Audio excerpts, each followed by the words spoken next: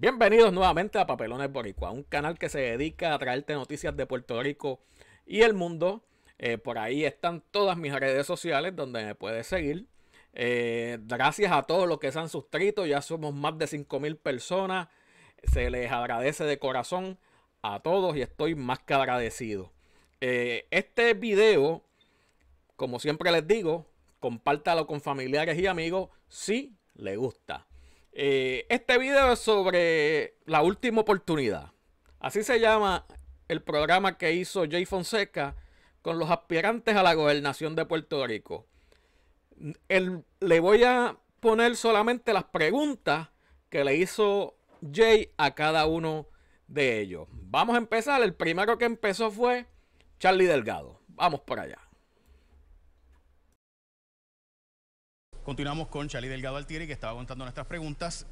Me gustaría entonces darle el espacio ahora y darle la oportunidad, porque ante la posición o la posibilidad, o sea, Aníbal Acevedo tenía dos opciones. Podía no recibir los trajes o recibirlos. Trajes Bruni de $3,000, $4,000 cada uno. En la misma posición, ¿qué usted haría? Pues mira, lo cierto es que en estos asuntos de la política, uno tiene que estar lo más atento posible a las personas que tienes alrededor. Porque a veces, Jay, por la mejor intención que puedan tener, no necesariamente te están haciendo un favor. Y posiblemente una persona te quiera hacer, pues, comprarte ropa para que luzcas mejor. Y si tú no preguntas de dónde viene esto, de dónde salió y por qué me estás regalando esto, o por qué me lo están dando, de dónde salió el dinero, pues son las cosas en las cuales uno tiene que estar atento, porque son detalles que se te pueden escapar y tú no sabes cuándo después algo como eso se convierta en un problema. O sea, que usted no lo aceptaría y cree que hizo mal cuando se aceptó. Por lo menos mi costumbre es tener el cuidado de cuando vienen situaciones así, pues uno preguntar y cerciorarse de dónde viene, por qué. Y yo creo que es la manera correcta de uno tratar de evitar, ¿verdad?, de la manera que sea posible, cualquier situación que luego pueda surgir como un acto de corrupción o un acto ilegal. ¿Pero usted ha recibido regalos de ese tipo alguna vez? No, nunca.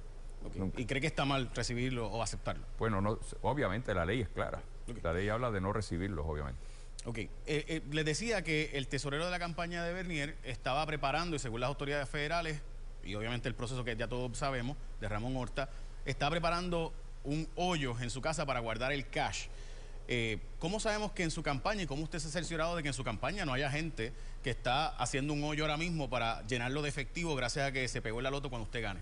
Bueno, si está ocurriendo, yo no lo sé, pero obviamente yo te puedo decir y le puedo decir al pueblo de Puerto Rico que bajo mi administración, como ha ocurrido en el municipio de Isabela, vamos a tener una administración limpia y transparente, cero tolerancia a la corrupción.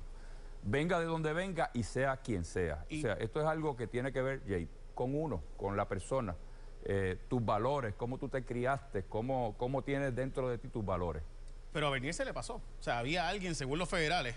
Así que, sí. ¿Cómo usted se cerciora de que eso no está pasando? Por eso, no hay manera a veces de que las cosas que ocurren a tus espaldas, que tú no las estás viendo, que nadie te ha dicho nada, pues no te enteras, ocurrieron. Ahora, de llegar una información, que es lo que me ha ocurrido a mí en el municipio, de que alguien está haciendo algo incorrectamente, inmediatamente yo investigo. Y lo he hecho en mi municipio. Hoy sale una publicación donde denuncia a un grupo de gente del PNP que Jaime Perello, y está publicado en el Centro de Periodismo Investigativo. Jaime Perello tiene contratos en el municipio, específicamente en el área de seguros del municipio de Isabela. ¿Eso es cierto? Sí, lo único que tiene es un seguro, los seguros de salud de los empleados, que obviamente no lo paga el municipio, ¿verdad? No le paga a él, le paga a la compañía para la cual él trabaja y finalmente se contrate para esos servicios. Pero usted, no media un contrato. ¿Y usted no cree que tener una persona como Jaime Perello, del caso de Anaudi Hernández, que sabemos que tuvo el problema particular de que su gente más cercana recibió dinero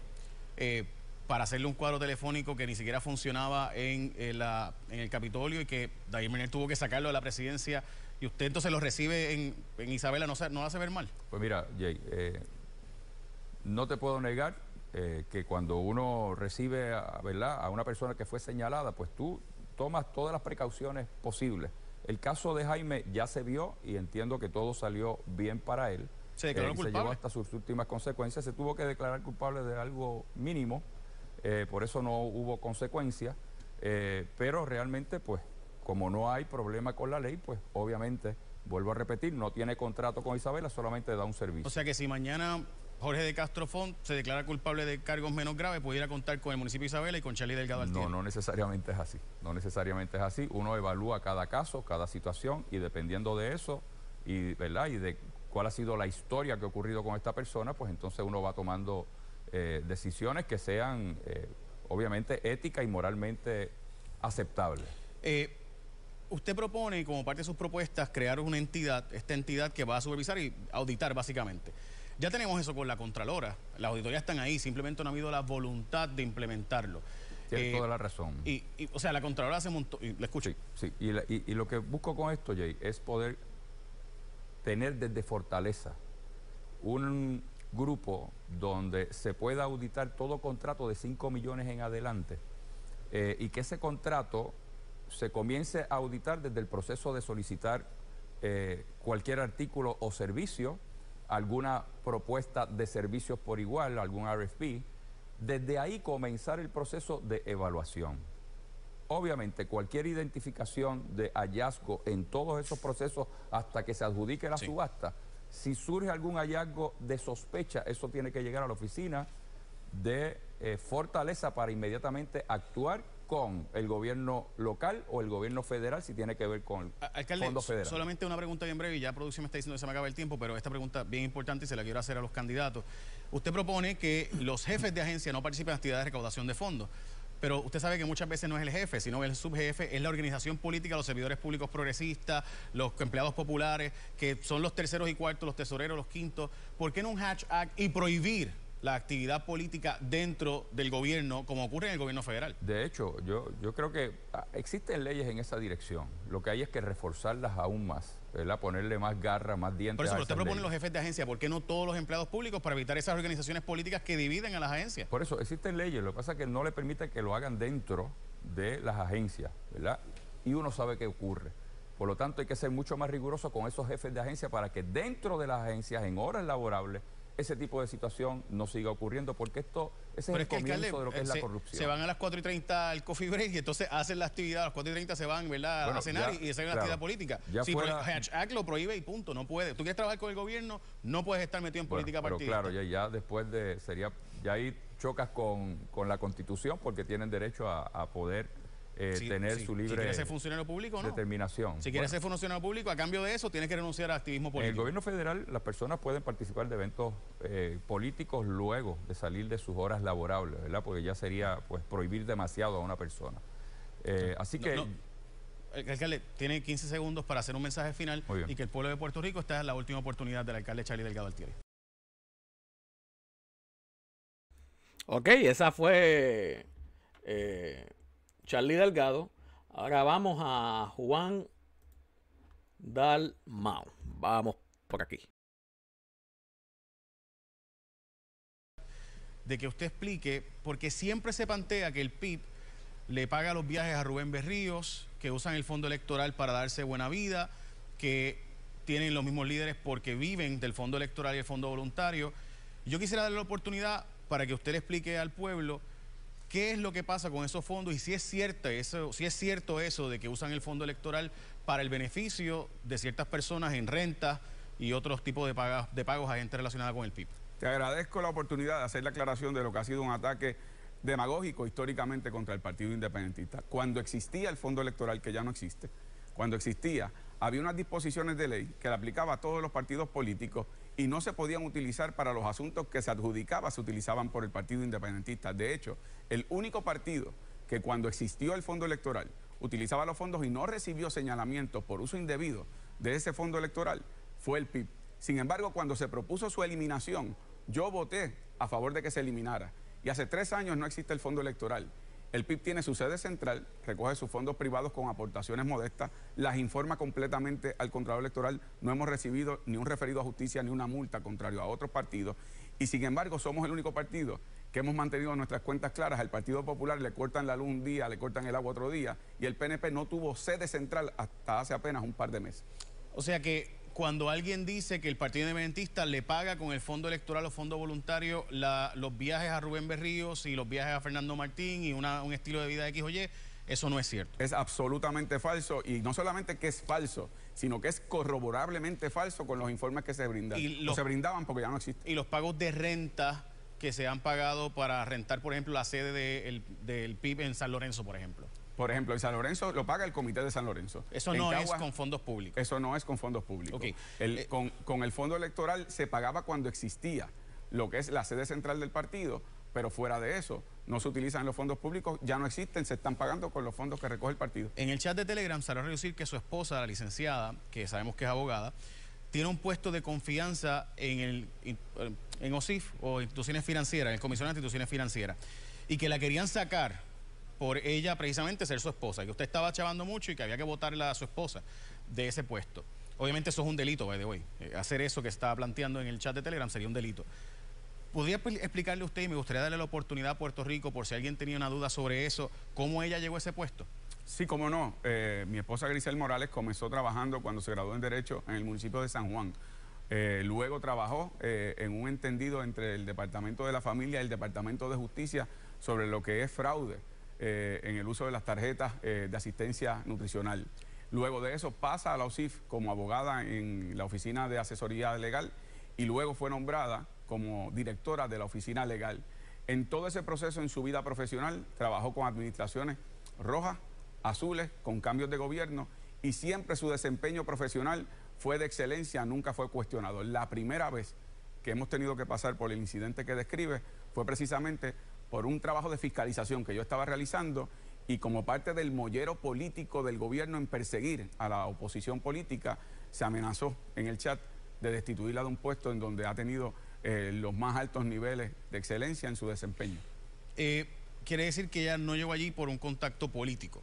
No, de ninguna manera. De hecho, cuando ella comienza su carrera política... ¿Y lleva cuántos años allí? Lleva 12 años. 12 años. O sea, administraciones de ambos partidos. Okay. Así es. Antes de que yo incluso ocupara posiciones públicas. Me gustaría saber entonces, el candidato Pedro Pierluisi hizo alusión en el pasado debate que el Partido Independentista o gente vinculada al Partido Independentista, específicamente mencionó a la licenciada María Lourdes Santiago y al licenciado Denis Márquez, ellos recibían algún tipo de beneficio económico del pleito que llevan hace 40 años los niños de educación especial, y que el Partido Independentista votaba en contra de proyectos que cambiarían lo que está pasando desde ese pleito desde los años 1981, porque se lucran de que continúe ese pleito en los tribunales. ¿Es cierto que los abogados del PIB llevan pleitos y se lucran y reciben beneficio económico de ese pleito contra el Estado porque el gobierno no le da esos servicios a los niños? Pues mira, Jay, no solamente es falso, sino que fue un acto de cobardía de parte del licenciado Pedro Pierluisi.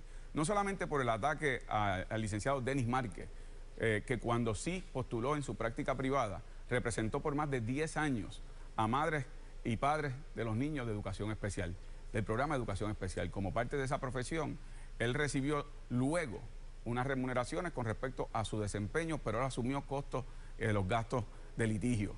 Ahora bien, luego de ese debate, los propios padres de los niños de educación especial, y en particular el Instituto de Desarrollo en la Deficiencia, que nos convocó a todos los candidatos y el licenciado Pierluisi no compareció, indicaron que uno de los elementos que querían que se respondiera es precisamente cómo Pierluisi continúa endosando el proyecto que está impulsando la Cámara de Representantes, su partido, para menoscabar los derechos de los niños del programa de educación especial. Así que fue un ataque falso, y además de ser falso, fue cobarde. Pero ¿no es cierto que el PIB debería entonces inhibirse, o el candidato Denis Márquez, que es el actual representante del Partido Independentista, inhibirse de los procesos que vinculen a ese pleito? Porque si el pleito se sigue litigando, recibe beneficio económico. No ya él, pero ciertamente otras personas. No, primero que no son abogados del Partido Independentista Puertorriqueño. Denis Márquez era un abogado de su práctica privada. Número 2, él se separó de su práctica privada una vez aspiró y fue electo como representante. Él no es abogado practicante, contrario a otros que son legisladores y al mismo tiempo practican en la profesión de la abogacía. Así que ahora mismo Denis Márquez es representante por acumulación y no está legislando sobre el tema del pleito, está legislando con respecto a una legislación existente que se quiere alterar y que nos oponemos como partido para proteger a los niños de educación especial, que debe ser después de todo el objeto de nuestra acción. ¿Por qué su oficina como senador no publicó los datos de sueldos y contratos y esperaron al pleito en los tribunales para entonces que se publicara con todos los demás? En el caso de mi oficina nunca se me solicitó. El salario más alto de mi oficina es de $2.500 al mes. El salario más bajo es de unos $1.800 al mes.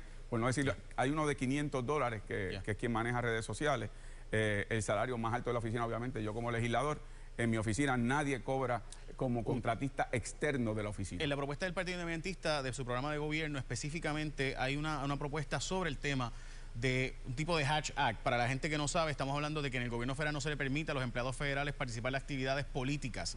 ¿Usted cree que en Puerto Rico debería aprobarse una ley análoga para precisamente evitar que los funcionarios del gobierno estén en actividades políticas en horas laborables o fuera de horas laborables haciendo de activismo político? Bueno, ciertamente los que son funcionarios en posiciones, tanto como jefes de agencia como lo que son posiciones de supervisión, no deberían estar como activistas políticos. El ciudadano de a pie, en su tiempo libre, podrá realizar las expresiones que la Constitución le provee. Pero aquellos que ocupan posiciones claves, que otorgan contratos, que son supervisores, que son jefes de agencia, debe prohibirse completamente en el gobierno, como tú señalas. ¿Sí o no? ¿Secretario de Justicia debe ser electo por el pueblo y que responda al pueblo? No. Tiene 15 segundos para decirle al pueblo por qué deben escoger su programa de gobierno.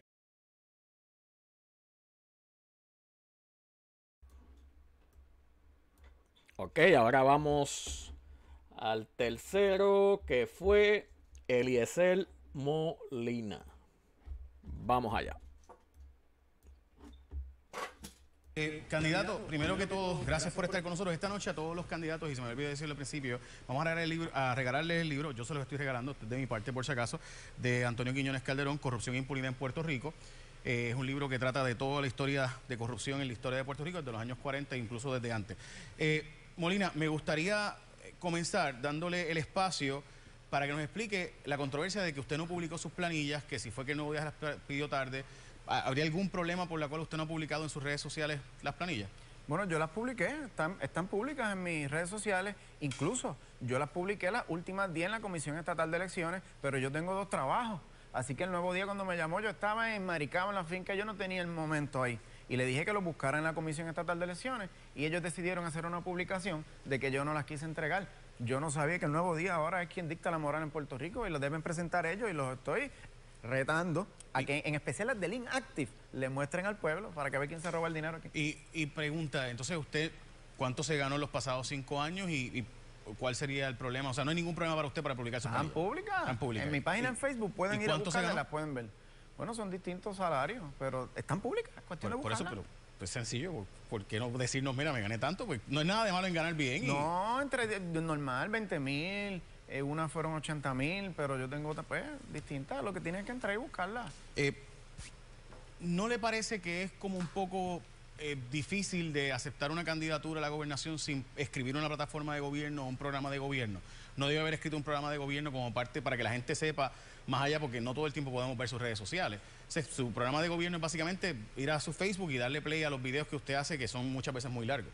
Sí, eso ocurre cuando los medios pues no le dan foro a uno y tiene que el pueblo ir a recurrir a las redes sociales. Y a mí me gusta hacerlo así, porque uno demuestra que conoce el contenido, porque cualquiera le escribe un papelito, 2 o 3 cosas, o usted le creía a Wanda Vázquez las cosas que ella prometía, que ella las tenía aquí.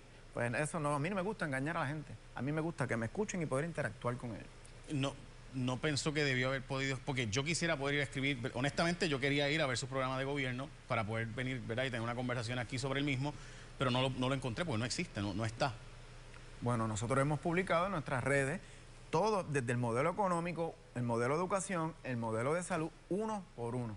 Y me parece que esto nos muestra a que tal vez yo debía escribirlo, pero tal vez los medios también debieron dar paso y no llamarnos a último momento para que el pueblo nos escuchara. Ok. Usted ha dicho que hacen falta subsidios a los agricultores y que hace falta ayudar a los agricultores.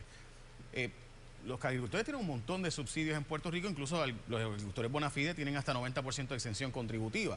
Sí que estamos hablando de que pagarían contribuciones sobre solo el 10%. ¿No le parece que lo que realmente hace falta es implementar en todo caso la supervisión? ¿No está seguro usted? Y pregunto yo, quizás la palabra correcta es, ¿hay suficiente rendición de cuentas de agricultores que reciben beneficios contributivos pero que realmente no están produciendo? Eso lo vamos a corregir con la Oficina de Evaluación y Cumplimiento, porque vamos a verificar de que se le esté otorgando el crédito a las personas que lo merecen hoy día. Lo que hacen es que establecen corporaciones y pueden comprar más de 2,000 cuerdas con distintos nombres, y quien está cogiendo los subsidios son unos unos magnates de la agricultura, o vaya donde los pequeños agricultores, pero que usted ve que no reciben dinero, no les llega. Así que no necesariamente hace falta más subsidios agrícolas, sino que le lleguen a la persona correcta y no a ciertos agricultores. Hay que ajustar el bolsillo para que el que recibe mucho aprenda a trabajar y ser autosuficiente, y que el que no tiene nada reciba su compensación para poder crear autosuficiencia a largo plazo. A nosotros nos han dicho que usted tiene, pues, vive básicamente de una compañía de construcción que usted tiene o tuvo y de arrendar casas. ¿Es cierto eso? No. ¿Tiene renta de casas, renta residencia? Bueno, yo tengo una casa que recién renté hace un poco que no vivía, y tengo mi finca y la compañía de construcción, que no es una mega compañía, ¿no? Pero yo vivo lo justo, ¿no? Yo no tengo relojes, ni pulseras, ni cadenas. Hay que aprender a vivir la vida. Yo he visto gente billonaria que viste de t-shirt, como Mark Zuckerberg y Bill Gates, y son billonarios. Ojalá. Así que hay gente que tiene mucho dinero que viste muy humilde, ¿no? Ojalá, pues muy bien, muy bien. ¿Cuál es su plan concreto, en caso de que llegara a ser gobernador? ¿Cuál es su plan concreto entonces para erradicar la corrupción? Porque usted sabe que va a estar en los otros partidos, la legislatura va a estar ahí. ¿O realmente usted está corriendo para recibir una oportunidad ahora y después eventualmente volver a correr? ¿Darse a conocer ahora? No, todo lo contrario. Mira cómo estamos hablando de agricultura, usted mismo la menciona. Eso es porque nosotros hemos propulsado este discurso, lo estamos cambiando. Aquí no se hablaba del medio ambiente. Nosotros con la Oficina de Evaluación y Cumplimiento no necesitamos legislación. En Puerto Rico hay sobre legislación, y yo me parece que ese libro debe hablar de algo así.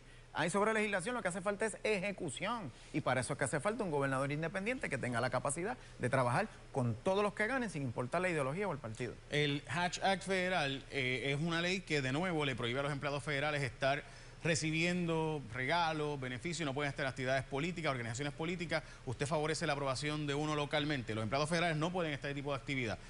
Deberían.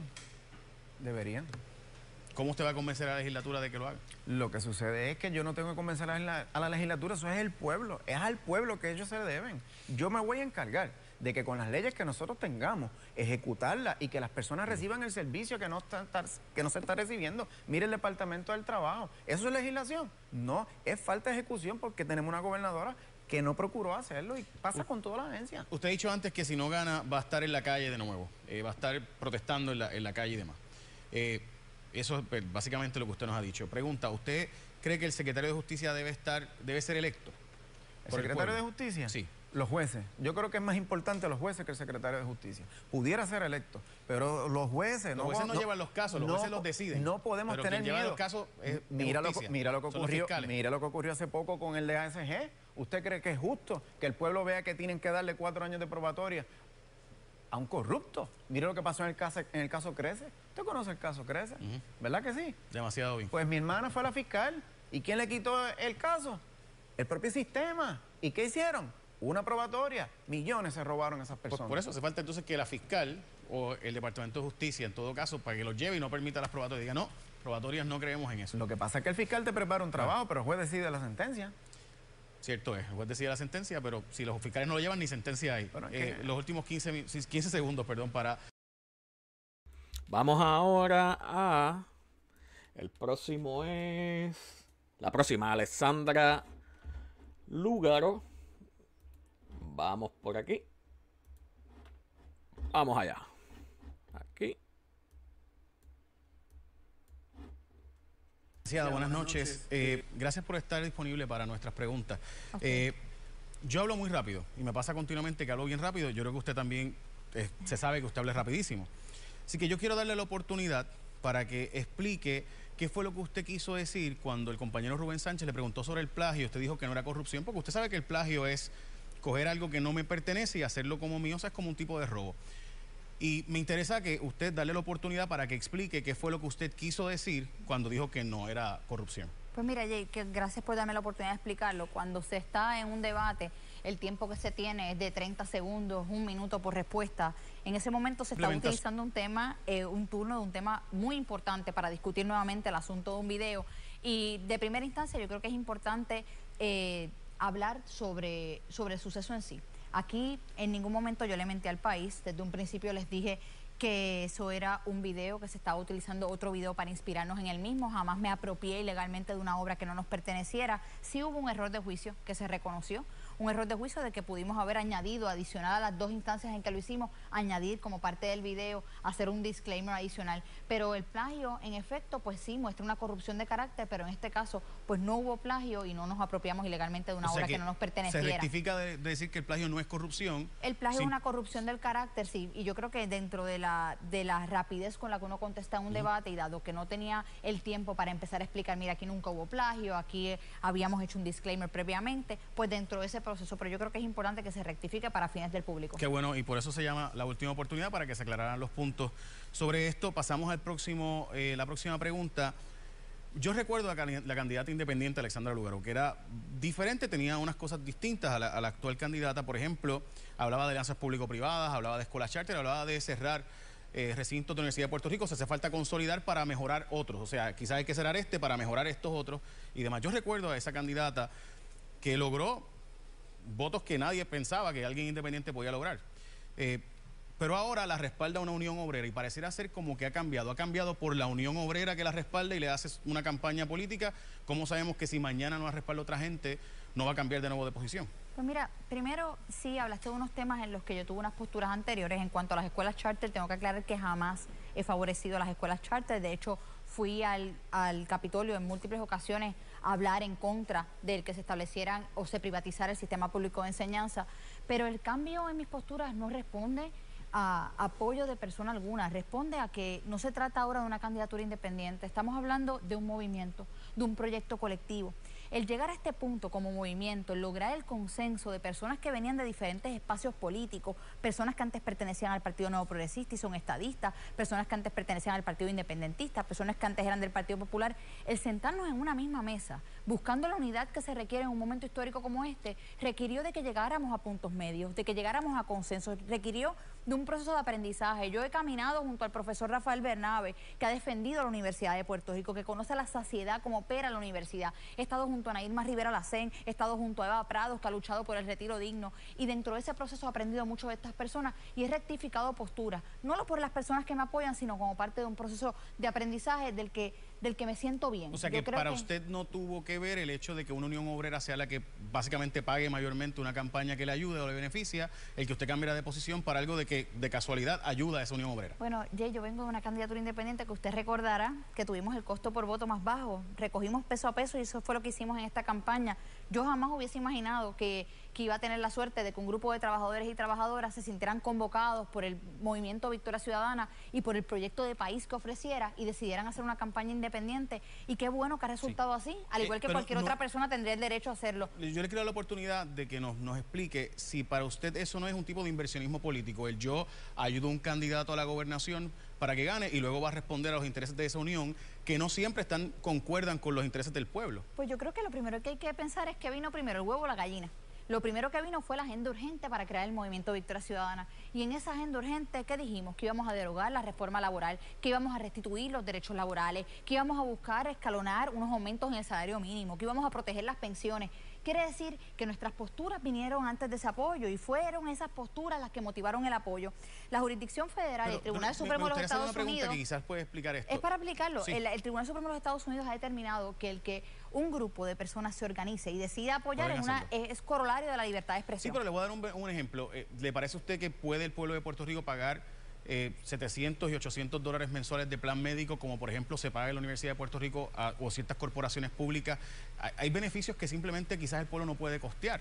Y entonces esa Unión Obrera va a respaldar el que se dejen ciertos beneficios que quizás son simplemente incosteables, aunque querramos dárselo, porque yo estoy seguro que todos queremos darle mayores beneficios a los empleados públicos. Mira, Jay, yo te puedo garantizar y le puedo garantizar al pueblo puertorriqueño que como gobernadora, nuestros candidatos al Senado y a la Cámara estarán tomando las decisiones que sean correctas y justas para el pueblo puertorriqueño, decisiones que podamos solventar y pagar adecuadamente. No vamos a estar motivados jamás por el inversionismo político. Nosotros venimos aquí con las manos desamarradas, pero más allá de eso, yo creo que es importante destacar esta narrativa de que hay muchas cosas que no se pueden. Todos los días nos dicen, mira, no podemos pagar estos servicios de salud, pero por otro lado tenemos aseguradoras de la salud que tienen ganancias multimillonarias y muchas veces estos temas no se tocan porque sabemos que la mayoría de los programas están auspiciados auspiciados por este tipo de compañías. Por lo tanto, los medios de comunicación no llevan esta información al público. Yo creo que también hay que empezar también a desarticular un poco cómo utilizamos los fondos y recursos que tenemos y si existe otra manera de priorizar sobre el uso de los mismos. Claro, este programa está siendo auspiciado por una yo sé, te diré la pollita. No hay problema, y yo le voy a contestar.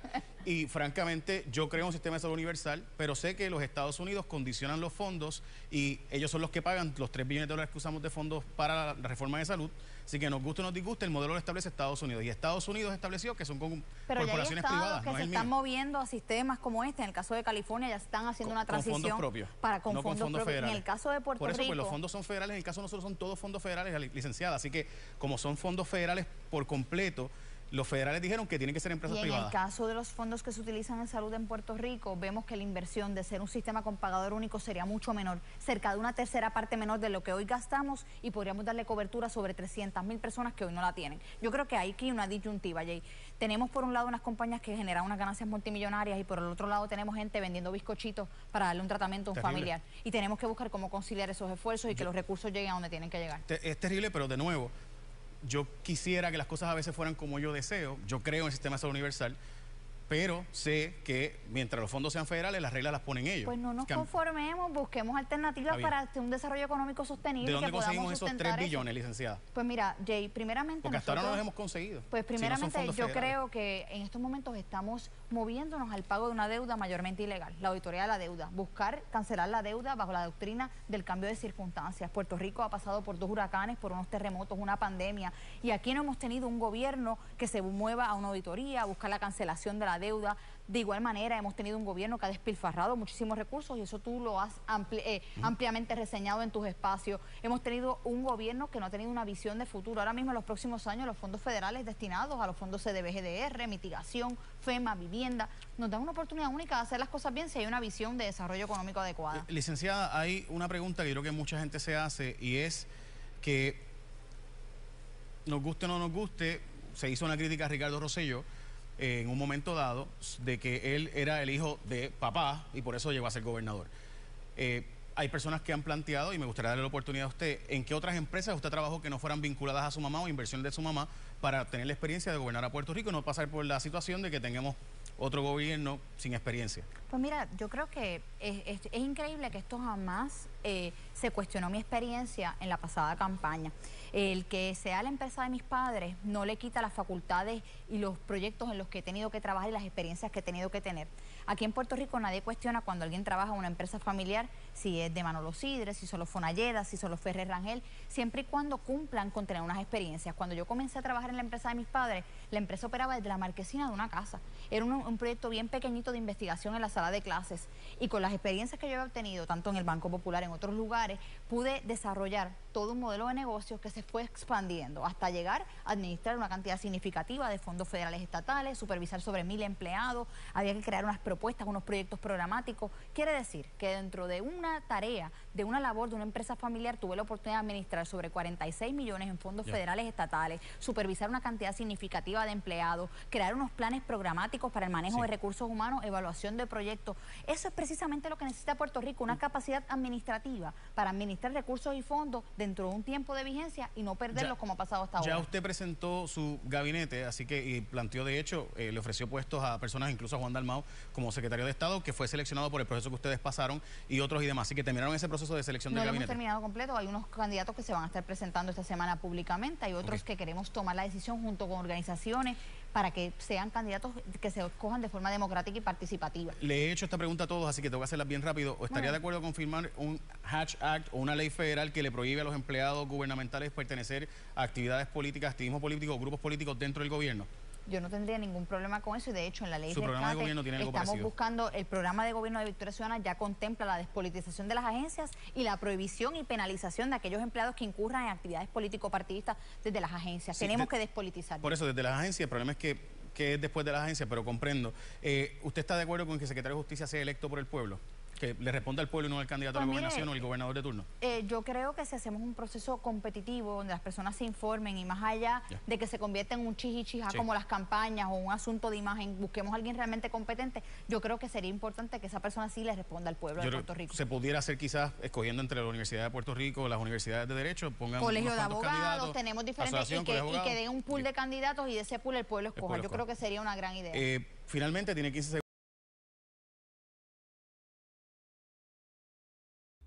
Vamos ahora con César Vázquez. Y por aquí lo tengo. Vamos allá. Implementación. Yo quiero dar la oportunidad, doctor César Vázquez, porque usted tiene una formación pastoral. Fue pastor por 30 y pico de años. 39 años. Y me gustaría que nos explicara si usted denunció, cuando tuvo la oportunidad, corrupción dentro de la iglesia, si es que la vio o la conoció. Uno de los eventos más tristes fue precisamente tener que trabajar con un evento de malversación de fondos en una de nuestras iglesias. Mirar la evidencia, hablar con la persona que fungía como tesorero, y sí, tuvimos que básicamente expulsarlos y radicarle cargos. Yo he visto denuncias de usted anteriormente sobre cosas del quehacer público. ¿Ha tenido igual participación usted cuando ha pasado algo en la iglesia, la denominación que fuere, señalándolo como que está mal y que debe procesarse hasta la última consecuencia igualmente, o los asuntos de la iglesia no se han denunciado igual? El que roba se debe denunciar. La corrupción se da donde quiera que haya dinero involucrado, donde haya poder, y yo no tengo ningún problema en denunciarla como sea. Sí te puedo decir lo siguiente: en nuestra iglesia los líderes, los pastores no tocan el dinero, y en nuestra iglesia todos los años un CPA hace un estado financiero auditado y se le presenta a la iglesia para conocimiento de todo el mundo, y en la reunión donde se presenta ese documento puede estar cualquiera. No tiene ni tan siquiera que ser miembro de la iglesia.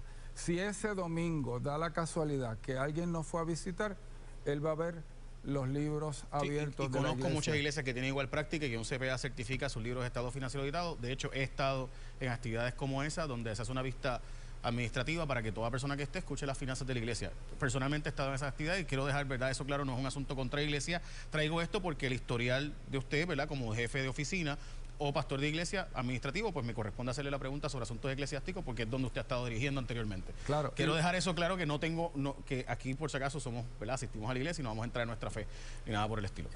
Y lo otro es que en el ámbito profesional, los médicos, el 95-98% de los ingresos son a través de planes médicos, y todo eso va directito a Hacienda. Así que, salvo aquellos que tienen tanto renombre que realmente cobran cash, los demás, obviamente, el gobierno sabe cuánto ganan. ¿Usted ha denunciado cuando ha visto médicos que cobran cash por el lado, por encima de lo que se supone que el plan médico cubra? ¿Si lo ha visto de otros profesionales? Bueno, por lo menos se lo he dicho al paciente, que eso no está bien. Lo que pasa es que es ilegal, para que el paciente sepa. No, si tiene un médico que te cobra cash por el lado de lo que te más allá del deducible, es ilegal. Es ilegal. De hecho, cuando yo hacía visitas al hogar y el paciente tenía Medicare y tenía una complementaria, yo tenía que cobrar con esos dos planes, pero había gente que cobraba dinero por encima, ¿verdad? Y pues, donde quiera que hay dinero envuelto, hay la posibilidad de corrupción.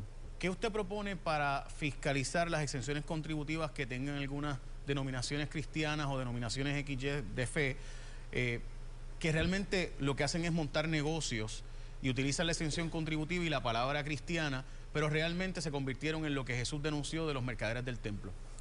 Pues eso no es único y exclusivo de este tipo de actividad. La compasión se ha convertido en un negocio también. Hay mucha gente que dice que rindiendo servicios también roba. Aquí la clave es que el Departamento de Hacienda haga su trabajo y haga auditorías y chequee, ¿verdad? Pero el que roba debe sufrir las consecuencias, y el que roba, créeme, aunque tenga apariencia y use el lenguaje, no es mi hermano. No le digo sobre la ley Hatch, la ley federal que prohíbe los activismos en las organizaciones políticas o en las agencias del gobierno. Debo decir que no hay organizaciones políticas porque su programa de gobierno dice que lo prohibirían y que no permitirían ese tipo de activismo político dentro de las agencias del gobierno. Así que ya contesto esa pregunta sobre el secretario de Justicia. ¿Debe ser electo por el pueblo y responder al pueblo o al gobernador de turno? ¿Sí o no, por favor? El secretario de Justicia debe responder al gobernador de turno. Hay unos problemas constitucionales de otra manera. Sí, sería enmendar la Constitución. Muchas gracias, doctor César. Ok, ahora vamos al último de la noche, que fue, a ver por aquí, que fue Pedro Pierluisi. Y mírenlo por aquí, vamos allá. Esta pregunta, Pedro Pierluisi, candidato a gobernador, el que cabilderos tienen acceso a justicia. Le preguntaba antes de irnos a la pausa, porque bajo Ricardo Rosselló ocurrió el que cabilderos tienen acceso enorme a grupos de oficiales del gobierno, como Elías Sánchez, Alberto Velázquez Piñol. De hecho, el presidente del periodismo investigativo sacó un reportaje no hace mucho que dice que Elías Sánchez está con su campaña o ayudándole de alguna manera. Yo quisiera, antes que nos hable de Elías Sánchez, me gustaría preguntarle, ¿cómo pudo usted endosar y que le explique al pueblo? Me gustaría darle la última oportunidad para que le explique al pueblo por qué usted endosa a Ricardo Rosselló, y lo dice aún después de saber de ese encamamiento con cabilderos y la administración. No, pero es que tergiversan lo que yo he dicho. O sea, seguro que yo hice campaña por todos los PNP, ese es mi equipo, en el año 2016, después de la primaria, incluyendo al exgobernador, porque son estadistas, yo soy PNP de toda la vida y estadista de toda la vida, así que hice campaña por mi equipo. Ahora, en aquel entonces yo no sabía lo que iba a pasar después, ni lo que pasó en el verano. Y en el verano yo públicamente me expresé y dije que el exgobernador Rosselló hizo lo correcto al renunciar después de lo que vimos, de lo que ocurrió con el chat, entre otras cosas. O sea que una cosa no tiene que ver con la otra. Sí, pero usted ¿Por quién dijo... yo iba a hacer campaña? O sea, por el Partido Popular. Sí, pero o sea, usted lo que dijo es que no se arrepentía de haberlo endosado, no, aún después de ver ese encamamiento con cabilderos. Es que porque yo hice lo correcto en aquel entonces, pero en el verano también hice lo correcto cuando dije que él sí tenía que renunciar como lo hizo. Por eso se llama la última oportunidad, para que pueda aclarar precisamente qué fue lo que dijo en aquel momento y que se ha usado en anuncios de campaña. Exacto. La compra de pruebas de 313 que se prepagaron para las pruebas... Sí, te voy a interrumpir, porque es que también tú hablaste de cabilderos y sí, de quién está en mi campaña, ¿no? Yo tengo que aclarar eso. Primero que nada, a Elías Sánchez yo no recuerdo ni cuándo fue la última vez que lo vi. O sea, yo no tengo una relación con Elías Sánchez. Así que, y en mi campaña, pues seguro que no está. En mi campaña los que están son precisamente, se sabe, es de conocimiento público, mi hermana, Cari Pierluisi, May Vizcarrondo, que siempre ha estado a mi lado, que dirige todo el área de comunicación, el doctor Carlos Mellado, y así es todo un grupo, y hay cientos de personas colaborando. Entonces, en cuanto a cabilderos, lo que sí puedo decir es que esto también son otros tiempos. Ahora hay hasta un registro de cabilderos en el gobierno y se sabe. Pero no sirvió de mucho, licenciado. Bueno, pero por lo menos. Por ejemplo, mire el asunto de las compras del asunto de las compras del pruebas del COVID. Exacto. Que esa es mi próxima pregunta, precisamente. Bueno, pero algo que podemos hacer, a mí yo siempre sigo los modelos federales cuando funcionan. En Washington, para el gobierno federal, hay toda una ley que reglamenta el proceso de cabildeo y exige que se radiquen unos informes. Pues aquí lo podemos hacer una versión criolla de esa ley. Sí, eso está en sus propuestas de plataforma de gobierno. Exacto. Pero me gustaría preguntarle, ¿qué nota le da usted a la gobernadora en el manejo de la compra de pruebas de 313 y de otras más, de ProMedical, ¿verdad? Porque de Apex. Le pregunto la nota que usted le da porque supuestamente algunos de esas personas que se les prepagó terminaron donándola a su campaña ahora. Bueno, otra vez el récord es claro. Tan pronto yo vi ese asunto de la compra de las pruebas fallidas, yo lo denuncié y dije que eso tenía que investigarse y se ha investigado y ahora está en manos del FEI, del panel del FEI. Entonces sí se habló de que un donante, hubo una persona envuelta en ese asunto que había hecho un donativo de $250 muchos meses antes de todo ese asunto. O sea que tampoco tienen una cosa que ver con la otra. Sí, pero Suárez Lemus ha dado dinero a aportaciones a su campaña y particularmente a Jennifer González. Está hablando del ejecutivo de 313 y que también estaba vinculado con Apex. Perdón? Suárez Lemus, la persona que estaba... No creo. Tendría que verificar. Son miles de donantes que tengo en la campaña, pero si lo dio, tampoco tiene absolutamente nada que ver con eso y tiene que haber sido hace mucho tiempo atrás, porque yo ni reconozco el nombre. Bueno, aparecen fotos y demás de usted y de Jennifer González de mucho tiempo, pero nada. A quien tú te refieres, porque salió públicamente, es al licenciado Juan Maldonado. No, también, pero, ese es otro más. Pero ese otro nombre, yo sinceramente no me viene ni a la mente. En cuanto a qué nota usted le daría a la gobernadora en esa gestión de la compra de los ventiladores, la compra de esas vacunas, ¿qué nota usted le daría a la gobernadora? Bueno, lo que yo he dicho y lo repito, me pareció que no era prudente y razonable que se llevara a cabo una conferencia de prensa desde la fortaleza para defender el proceso de las compras. Yo dije que esa no es la función de un gobernador o gobernadora, que meramente lo que tú haces ante cualquier posible irregularidad es que pides que se investigue. Y hasta sus últimas consecuencias. Eso yo lo critiqué. Yo no tengo ningún conocimiento ni información de que la gobernadora tenga algo que ver con esas pruebas fallidas. O sea que yo no la voy a estar juzgando o evaluando por eso. Pero ella decidió defender la compra. O sea, lo que pasa es que es curioso porque, Pierluisi, el 25 de marzo la gobernadora aprobó una orden ejecutiva para que las pruebas se puedan comprar por allá y de casualidad, justo el día después de que ella hace una orden ejecutiva diciendo no me pasen por acá la orden de compra, se prepagaron 18 millones en una y 3 millones en la otra el día después justamente. Pero nada, tenemos que pasar al próximo tema. Me gustaría saber, la gobernadora destituyó a la secretaria de Justicia de Denise Longo, la licenciada Longo, cuando le estaba investigando. ¿Usted cree que el gobernador debe poder destituir a un secretario de Justicia que esté investigando a la propia gobernadora? En su caso, gobernador. Bueno, las apariencias son bien importantes. O sea, todos los miembros de gabinete tienen posiciones de libre remoción. Lo que pasa es que volvemos a la conversación que estábamos teniendo ahorita. O sea, hoy día, un secretario de Justicia tiene una posición muy sensitiva. Y sí, ahí la apariencia no fue buena en lo más mínimo. Lo sé, pero ¿usted cree que el gobernador debe tener ese poder, esa potestad de remover a un secretario de Justicia que le esté investigando? Es que para eso es que tenemos el panel del FEI. Precisamente tenemos el panel del FEI para evitar... ¿Puede contestarme la pregunta de si está de acuerdo en que la gobernadora pueda removerlo o no? Es que ya lo dije, son de libre remoción todos los miembros de gabinete, incluyendo secretario de Justicia. Lo que pasa es que para eso, bueno, pero es que no se debe hacer porque entonces te pueden acusar o alegar, te pueden acusar o alegar de que es una intervención indebida en un proceso investigativo. Así que veremos en qué acaba el asunto, porque ese asunto está en manos. ¿Usted no hubiera removido a la licenciada Longo? Definitivamente. ¿Usted no removería a un secretario de Justicia que le esté investigando a usted? No, definitivamente que no. ¿Usted está de acuerdo con que se haga un Hatch Act local, una ley federal que prohíba que los empleados públicos estén en organizaciones políticas haciendo activismo político? Bueno, en Puerto Rico ya tenemos prohibiciones. Los empleados públicos en Puerto Rico no pueden hacer política en horas laborables. De igual manera, hay varios secretarios del gabinete que están prohibidos por ley de participar en actividades políticas. Por ejemplo, superintendente de la policía, secretario de Justicia, secretario de Hacienda. O sea, pasan las 4:30, las 4:45, si pueden hacer actividades políticas. Pero no algunos de los secretarios. Pues por eso, ¿está usted de acuerdo en que se pueda prohibir el que los empleados públicos no puedan participar en actividades político-partidistas, organizaciones político-partidistas? Déjame explicarle. A todos los servidores públicos, prohibirle que fuera de horas laborables puedan ejercer su derecho a la libre expresión, a la libre asociación. No, porque los derechos civiles para mí son bien importantes y la democracia es muy importante. Y los servidores públicos, al igual que cualquier otro ciudadano, tienen derecho fuera de horas laborables de expresarse, de asociarse. Así que no, una prohibición total, no. Secretario de Justicia debe ser electo por el pueblo y que responda al pueblo en vez del gobernador de turno. Enmendándose la Constitución. Yo pienso que el sistema que tenemos funciona particularmente porque tenemos el panel del FEI para atender precisamente casos de alegaciones de delito en contra de gobernador, miembros de gabinete, el propio secretario de Justicia, legisladores. Ya tenemos el andamiaje del FEI, el cual yo favorezco. Es más, yo quiero fortalecer el panel del FEI porque es importante que lo tengamos.